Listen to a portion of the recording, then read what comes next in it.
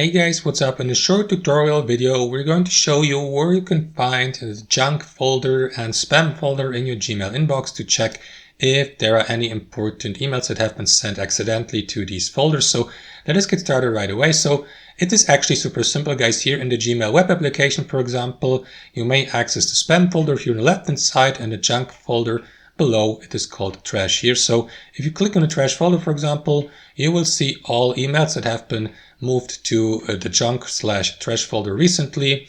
And you may, for example, empty the trash or junk folder by clicking on the button here. Also, Gmail deletes or removes permanently all emails here in the junk/spam folder automatically after 30 days. So if you would like to restore any of these emails, make sure that you do it within the first 30 days after moving these emails to the trash folder.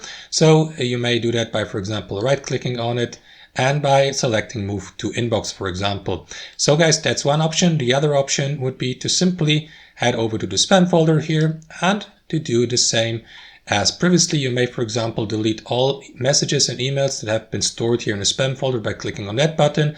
And if you don't do that, Gmail will do that automatically after 30 days. So that's one option. Or alternatively, guys, you again right-click on the given email and move it, for example, to another folder, for example, by clicking on Mark as right here or Move to, and then select one of these folders, or simply do it with your mouse by left-clicking on the given email and by moving it to one of these folders here to the left, like the inbox. And that's basically it, guys. That's how it works in practice. Thanks for watching and have a wonderful day.